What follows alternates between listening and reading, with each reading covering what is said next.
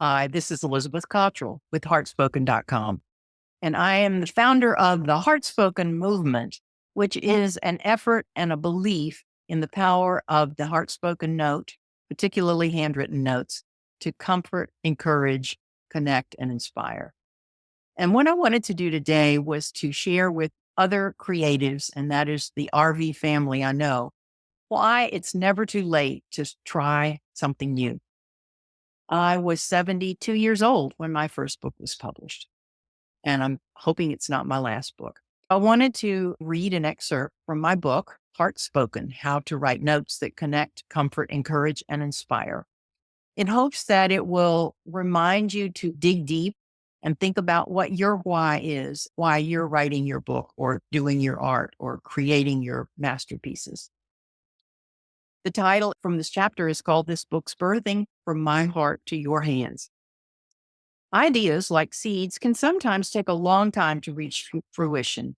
Over 10 years ago, I created the Heartspoken blog to encourage readers and share my belief in strengthening what I consider the 4 essential connections of a heartspoken life: with God, faith; with others, connection; with self, self-knowledge; and with nature.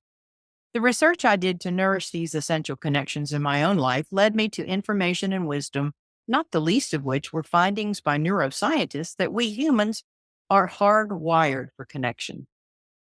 Handwritten notes have been effective, meaningful tools for connection throughout my life.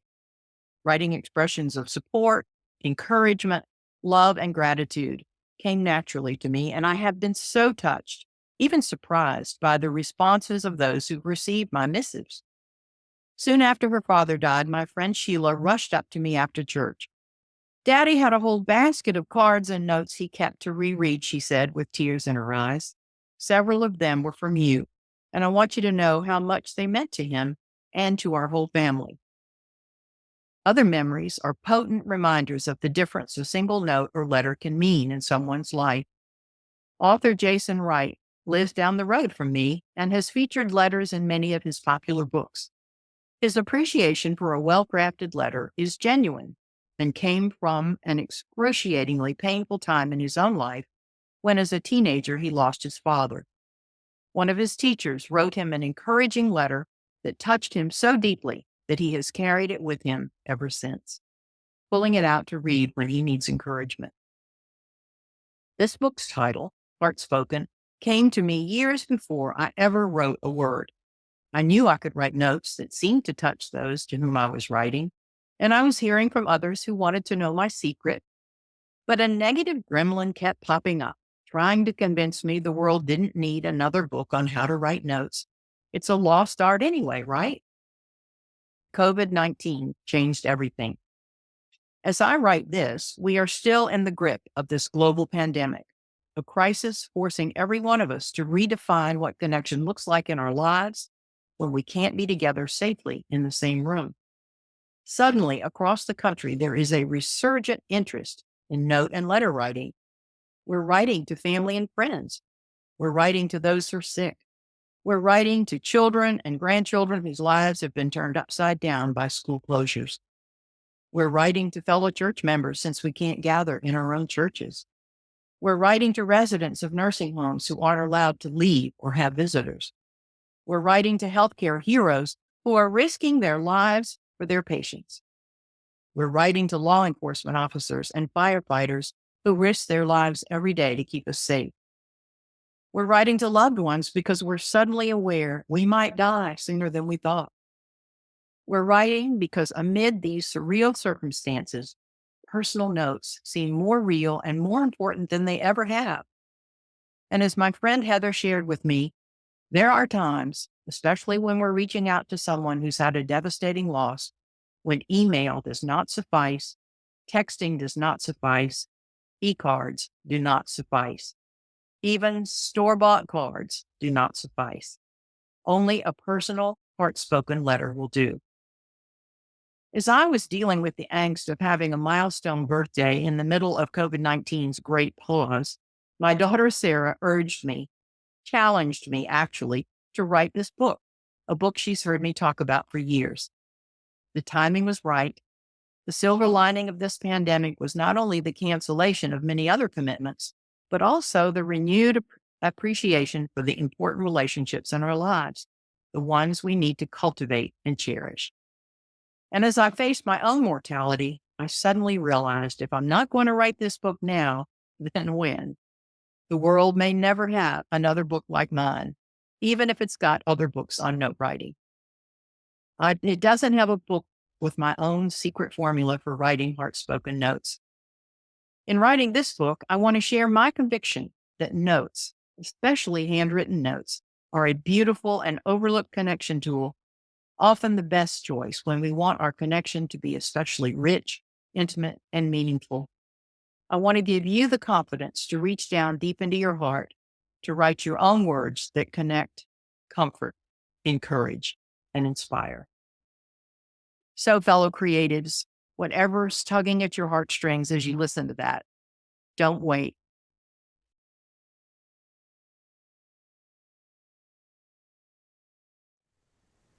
Welcome to the 2024 RV Book Fair. I'm Douglas, your host for today's panel, Beyond the Ordinary, Embracing Absurdities, Humor, and Hidden Superpowers.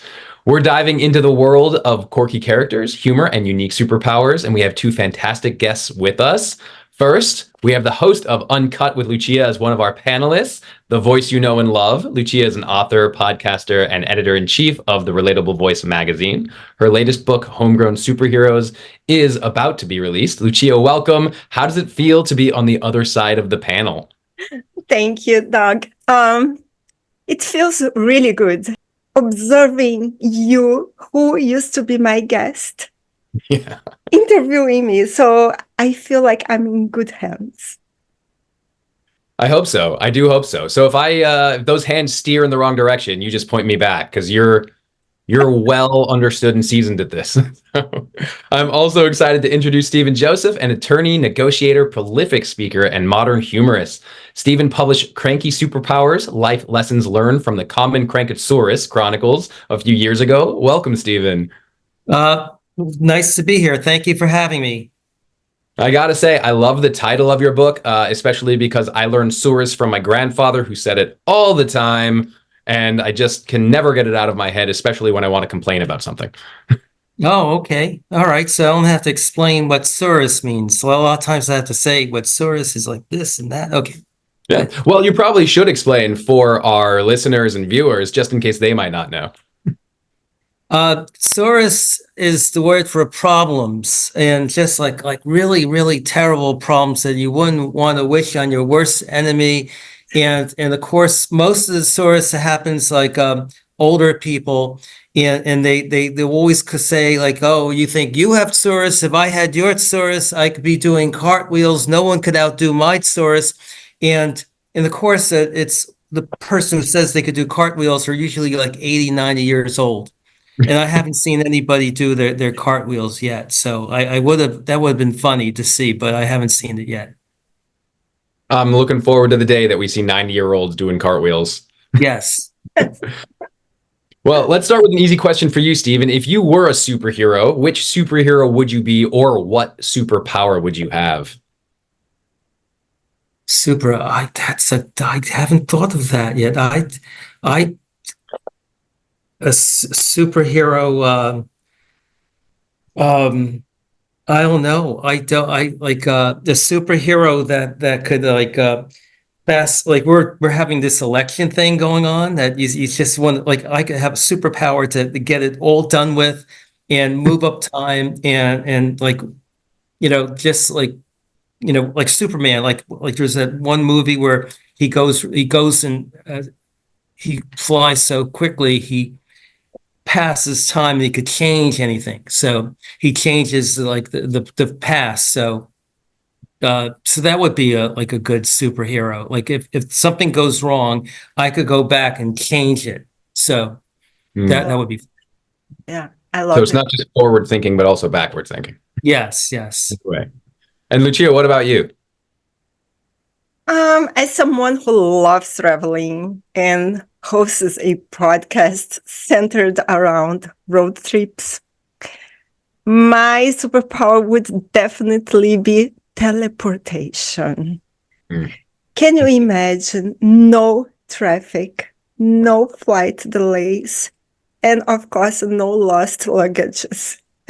It would be just great. Also, imagine being able to teleport to Hawaii, stepping onto golden sands and spending like some hours just enjoying the beach. And then with just a thought, you teleport to the Swiss Alps. Can you imagine this? Yeah, I 100% agree. And then I could also figure out how, if I do lose my luggage, to blame it on my daughter who's 5. Like, no, you must have lost the luggage in the teleportation. Yeah. Couldn't have been me. Couldn't have been my fault. No way. And what superpower would you like to have? Oh, I 100% also teleportation. I mean, as a travel writer and just love of exploration, I feel like it's the same. Being able to just go to snap my fingers and let's be at the Great Barrier Reef today and do snorkeling, but also be able to just come home at the end of the day and feel comfortable in my own bed and watching some terrible movie that we have. There's a comfort in that, right? That would be always good. Yeah. Yeah. Right. So it's not just the cranky part of the traveling expectation, but it's also the coming home and the comfort of it. And with that, I mean, speaking of cranky, though, Stephen, your book, Cranky Superpowers, is such a unique title, and it's very different from, say, a traditional superpower of transportation or running so fast that you can move time. What inspired you to write the story, and definitely what inspired you for the title? Well, it's actually the second book. So I have this book, A Grown-Up Guide to Effective Crankiness, the Crankosaurus Method, and then there's Cranky Superpowers. So it all started with this book, The Last Surviving Dinosaur, the Tyrannosaurus Crankosaurus. It's a story about the smallest dinosaur on the planet who kept cranking out her saurus till all the other dinosaurs dropped dead. And then all humans evolved from this small dinosaur. So if when babies are born, we're crying. You want to know why they're crying? Because they evolved from the Tyrannosaurus Crankosaurus. So I started got reviews, and somebody wrote that I didn't talk enough about overcoming crankiness, and I was all about embracing crankiness. So I started writing a blog at stephenjosephauthor.com, and then I had enough stuff, and things kept coming and coming, and I work as a lawyer during the day, so I get very cranky. So there's a lot of stuff. That they just come up, and I had enough for a book, and then I kept writing. Then I had enough for a second book. So that's what happened. Just like it's about embracing our crankiness, or looking at it and giving permission and all that stuff, and then good stuff happens. Right. So it's not just about cranky for the sake of being cranky. It's about feeling your feelings. Yes, feeling your feelings and what comes up of that, so that's what it's all about.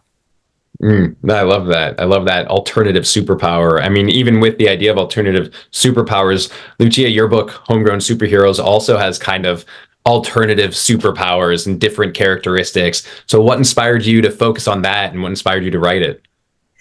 So a lot of my inspiration came from my family, friends, and even myself. I hope nobody is upset with me after reading this book. It will be a fight in the family. So the fact is, none of us are perfect, and I am a great example. Just for you to have an idea, I've lost my house keys more times than I can count. Even once throwing them down the garbage chute by mistake. Yes, just like this. And my husband joked that it's like my own superpower. This is one of my superpowers. And from there, the idea grew. And the story came from the idea that our insecurities, which may see as flaws, can actually be something powerful. And that we should, like Stephen said, embrace our, let's say, quirks or flaws, and maybe when you get a lemon and you make a lemonade, maybe it can be something that can help us somehow. There are many examples in the book about it. I love that. Especially as a novelist, one of the things I'm constantly trying to explore and explain is that individuality comes from people's idiosyncrasies and quirks as opposed to the things that make them quote unquote perfect. And people don't want perfection. People want to relate, and they relate through those imperfections. Right. And that's kind of like being cranky. I mean, and so if we were to talk about cranky as a superpower, Stephen, could you give us maybe an example from your book specifically, how it's used as a superpower, how it's embraced and explored? Yes, I can. So I'll give you a couple examples. So like I tell the story about these three pigs, Inky, Pinky, and Stinky. And Inky and Pinky, there was this big bad wolf. They all went to university, but they lived off campus and they lived in different housing units. And Inky and Pinky, it didn't turn out too well. And then Stinky was going to the lecture hall, and could you believe it? The topic of the lecture was how to put lipstick on a pig. So Stinky, being a pig, was saying, "This is so stupid. Like, why am I like? What a dumb thing. Well, who would want to put lipstick on the pig?" And Stinky started daydreaming and thinking about how fun it is to play in the mud. And Stinky came up with the idea of making bricks, and Stinky made this brick house, which really was good when the big bad wolf tried to blow the house down and go down the chute. And actually the wolf, because he was the pig was stinky, the wolf just passed out going down the chimney. And after that, everybody was so happy they named the town Stinky Town. So that was really good. And the other thing I talk about is like it's kind of like a superpower by giving permission. And I talk about like relationships and my relationship with my wife. I say you get to be 5% insane. We both get it. 5% insane, 20% crazy, but 75% normal. And then you might think, well, like, Steve, you're giving 20% crazy. I'm doing the math. That's 72 days a year. Crazy. Who could deal with that? And I'm saying, no, it's counterintuitive, because if I gave you 0% crazy, when you do become crazy, because we all become crazy, you couldn't say that you were crazy. You could say, I'm not the one who's crazy. You're the one who's really crazy, which would make me crazy. And then we start going into this insane and crazy fight. So by giving you permission to be crazy, first of all, you're very happy. Oh, I could be crazy. Oh, this. And I'm saying, yeah, like Doug gets 20%. He's only using 2%. It's counterintuitive. By giving permission, you end up using like 1%. But if I gave you 0% crazy, you would end up like 50, 60% crazy. Yeah, I mean, that works for me. I'm crazy about 75% of the time. So my statistics are a little inverse, but still works. But that's, creatives. They're just crazy. Yes. I think I'm maybe 80% crazy. Yeah. It works. Maybe we have to give ourselves the permission first. And that's why we weren't giving ourselves permission. Now that we have it, it'll flip and we'll actually be the right percentage of crazy. That's right. That's exactly right. Yes. It's important. Yeah. Sorry. Go ahead. No, please go ahead. No, I think I always say that I'm crazy with responsibility, Like I'm not doing anything wrong, just being crazy and enjoying life. That's good. You're being crazy in enjoying life as opposed to being crazy from life. Mm-hmm. I like it. Is that relative to your book as well? I mean, when we talk about examples of superheroes, are any of them in your book crazy, or what are some of the idiosyncrasies? All of them.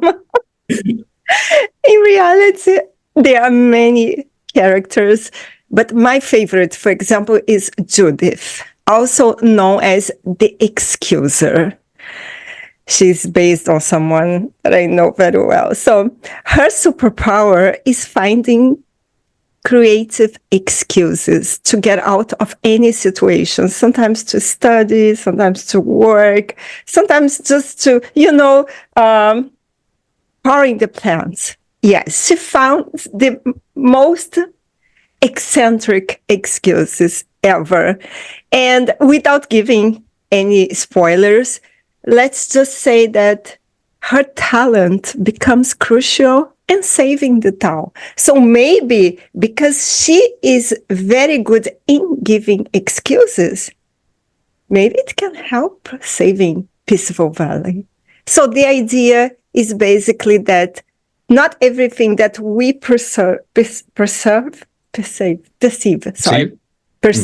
flaws can be completely bad. Mm. You know? Yeah. Oh, absolutely. I love that. I mean, it comes back to that idea of, well, especially with creativity, how can you stress and flex and exercise your creativity in unique ways? But by doing that, you can then apply your creativity in so many different spaces, even if it's excuses on how to get out of going to a dinner party. Yeah. We've all done, haven't we? Oh, the dog's sick. Oh, my car's broken down. Oh, the aliens parked their spaceship right in front of my driveway and I can't get out. I was abducted. Yeah. So now I know if Lucia tells me that she can't come to my dinner party because she was abducted, she already used that excuse. No, but I'm not Judith, okay? She's someone that I know. Yeah. So speaking of insecurities and different things, I don't know if you just heard that train go right by and interrupt me right as I was about to say something else. That's what you get from living next to a train track. So sorry about that interruption. But there is this idea of that insecurity of imperfection, and having a train go by when talking to everybody makes me insecure. But also it's a fun little addition because you never know when you're going to get a surprise like that. And I mean, how can you feel like you're going to embrace those surprises, embrace those insecurities, Stephen? Like, if crankiness is such an important point and something to be celebrated, how do you demonstrate embracing it in your stories? Well, I love humor. I know in like a grown-up guide to effective crankiness. I have like, and this is it happens like just with my day job, things like just happen where like I do a lot of negotiation, and the mediator came into the room and he gave whatever message, and we were all like yelling at the mediator, and he said, "Don't shoot me, I'm just a messenger." And so then I had to write a chapter about shooting the messenger. The thing about it, like I was saying, that like this guy was charging $500 an hour. If I needed a messenger, I used to be a messenger when I was in high school. I made like $2 an hour. That's it. I don't like for $500 an hour. I don't need such a messenger. So it created a story. There's always this guy was throwing, like you said, he was going like on the weekend on an axe throwing competition. Like, okay, so like axe to grind, so it's just grinding an axe. We're so about this guy who kept grinding an axe that he had no axe left and he couldn't cut the wood and he almost froze to death. So it's just like things just happen, or again like a negotiation where this mediator said, well, you could argue till the cows come home. So I had a story about this guy, Mr. Schlemiel, and he bought a chicken farm, but there's no chickens. The chickens cross the road to get to the other side. They cross the road to get to the other side because the grass is always greener on the other side of the road. So that's why chickens cross the road. And so like he kept saying that the chickens will come home to roost. So his wife said, like you could argue till the cows come home. So he got a cow, and she said, no, cows, not one cow. So he went to sell the cow, at the market to get maybe some money because they had no food, because no chickens and no grass. And he saw this man who gave him some grass seed. And he grew the grass, and the chickens came home to roost, and even he got the cows came home. So he was very excited, but even that was no good because their neighbor had a son named Jack, and he sold his cow for beans, and he got the goose that laid the golden egg. So sometimes you can never win. But anyway, it's just like stuff happens that it just creates a story. Yeah. So it's always that next thing, that next creation, but also the evolution of it. I love that. Yes. But and Lucia, how do you feel about that idea of insecurities, embracing them, and how you apply that in your storytelling or the message from your storytelling? Yes, basically society through ads, media, and social norms constantly pushes us to be better versions of ourselves. And you see, like, if you look at the magazine, everybody's so beautiful, so perfect. They have no wrinkles.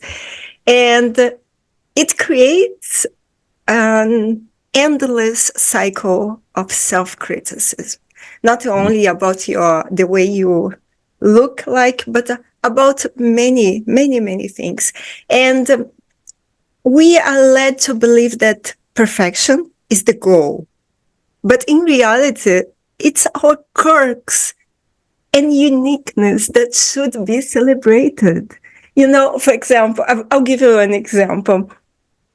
Having a terrible sense of direction might be seen as a flaw.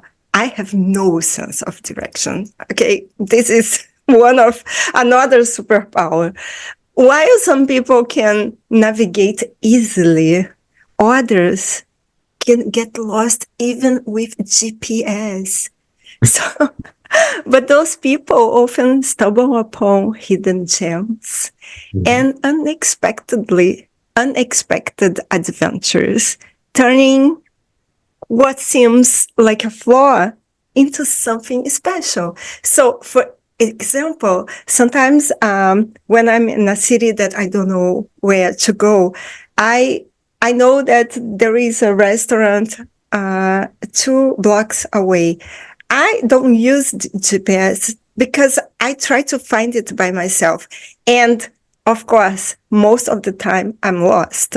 But at least I found a new square. I find a new supermarket. So I don't see it as a flaw. You know what I mean? I don't. For example, I lose my car keys sometimes, and I have to go to the gym with my bike and so it's good because I used my bike. Of course, I spend more time, and I'm not advocating that is the correct way to be, but I'm like this, and I'm proud of it because I'm not perfect, and I'm not supposed to be perfect, and I will never be perfect. So it's basically this. No, I love that. My wife tells me whenever I'm lost, she's like, "You're lost, just look for directions." I was like, "No, I'm not lost because I don't know where I'm going." You don't know where you're going, you're never going to be lost. It's totally fine. Now, both your books have a humorous approach to them. And Stephen, you just talked about how you rely on that humor to kind of get through those spaces. So I'm wondering why you feel humor is the important aspect of kind of the thematic representation of your characters, of your story. Like what is humor? Why is it so important to you and so important to represent? I think because humor is something people could latch onto. I was married for 20 years, actually 30 years, with 2 wives, therapists. They're both therapists. My first wife, she would have me read like every self-help book, always written by a therapist. And the first chapter is like, oh wow, that's pretty good idea. Wow, I like that. And then you read the second chapter. Didn't I read this already in the first chapter and the third chapter? It just was like the greatest hits, the same idea, it's just over and over and over again with the different names. And it's like, oh God, this book is killing me. So I actually wrote these stories to make points that you could latch onto, and it stays with you, and everything is different. Not every story has a different message. Every story makes you think about something else. So that it just stays with you, and you learn from it. And you could go back to the story just to get to the story again. So I think that's what I want to try for my book. And my book actually won an award for self-help.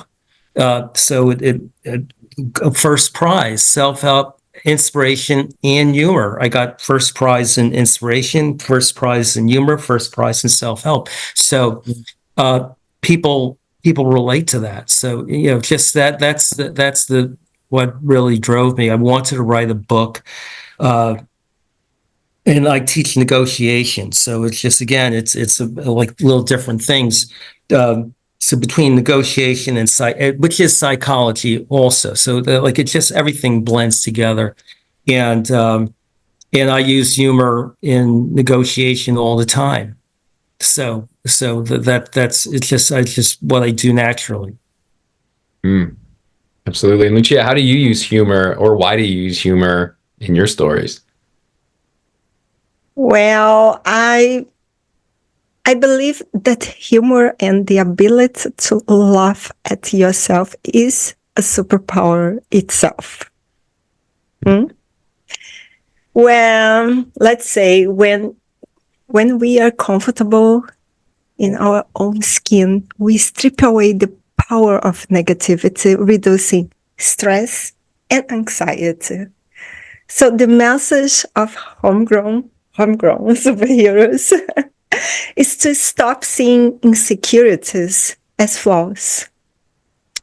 It's a satirical take on how we judge ourselves and, of course, others, because we are always judging ourselves. When we stop criticizing and start embracing our differences, we can build strong relationships. And humor is the best way to address this social commentary. So, for example, when my husband tells me, you are not listening because, I have kind of ADD symptoms. He knows that it's not because I don't want to listen. It's because I'm thinking about many other things, having 200 ideas. I have a scattered mind. But, when he really wants me to listen to him, he look at me and he said, look at me. Can you listen to me now? And then I said, okay, I can do so many things with everything that's coming up in my mind at the same time. So I think it's a superpower. So I listen when I have to listen, and I listen when it's important. It's basically like this. Sure. And the other times you're just able to laugh. And that's, yes, I laugh and I smile and wave. Yeah. And it's like, we've all been to other places in the world. We've all had the experience of wanting to fit in, but not knowing the language, and somebody will say something. And rather than saying, I don't understand, or I don't speak the language, you just smile and laugh. Yeah. And then, oh, they won't know I don't know the language if I smile and laugh. Yeah, I did it many times. Yeah. Who doesn't? Oh, I still do it all the time. I have not learned from my experiences there. With that, Stephen, speaking from learning from your experiences, what do you plan on doing next? Do we see any new adventures of a Crankosaurus coming forward, or new cranky superpowers emerging? Well, I just released, I have actually kids books too. I have my this just came out in August. Snoodles in Space Episode 2, The Zoodles Strike Back. It's the third in the series of Snoodles in Space, the Snoodle, the Zoodle, Cadoodles, One Happy Schnoodle, and Snoodles, Cadoodles, Poodles, and lots of noodles. So I have those books, and my illustrator, amazing illustrator, Andy Case out in Nottingham, he's working on the fourth one, which is Escape from Zoodletraz. Snoodles in Space, Escape from Zoodletraz. Oh man, that's going to be amazing. When does that one slated to come out? Next year, sometime next year, but Andy's working on the illustrations, and that's going to be a lot of fun. Well, remember, when you have your superpower of moving things back or forward, you can speed up that process or slow it down. Yes. Yes. That's right. I could go back. Oh yeah, wow, I could do that. Yeah. And Lucia, actually, what about, yeah, Andy is also the illustrator of my book. I'm trying to, Hey, there's a connection there. Yes. He's great. And I wish I could teleport to England, yes, to be talking also with Andy about my book. We had meeting on Zoom, but it worked perfectly, just the way I thought. Thank you, Stephen, for referring. You're welcome. Andy. Yeah. My pleasure. Thank you. I was going to ask if that was a collaboration, if you passed that along, or if you just happened to meet the same person on the same books. No, actually, yes. Stephen, I have most of Stephen's books, and I also really like his books styles. And I asked Stephen about Andy, and then of course I interviewed Andy. It's all, the world is so small. Our bookish world is very small. Yeah, the creative world is very small, so it's great to have that recommendation, collaboration, someone that you can trust on the other side and support. That's amazing. And it's also a great segue into Lucia. What do you have planned next? What's coming up for you? I have many ideas for 2025. But in January, I will begin recording a series of interviews dedicated to women on the Relatable Voice podcast. And I'm also planning to write the sequel to Homegrown Superheroes. And of course, I will keep the Catch the Story podcast, the RV Book Fair, the Relatable Voice magazine, and yeah, I'm sure more and more things are coming, hopefully. Yeah, you're not busy at all. That's amazing. I mean, you keep up so much, and the creative output that you have and the support you have for the creative community around the world is incredible. And I know I appreciate it. I know others appreciate it. Stephen, Lucia, thank you so much. It's been a pleasure to be able to moderate today, because especially with the season ahead of Lucia on the other side. Thank you for joining us, and to our audience, thank you for listening to the Uncut with Lucia by worldauthors.org. I'm Douglas Weissman today, author of Girl in the Ashes. If you're interested, you can check it out at douglasweissman.com. I appreciate you, and thanks for letting me do this today. Of course. Thanks for having me. Yes. Thank you, Douglas. You'll be always invited to be a host or co-host. Thank you. Thank you.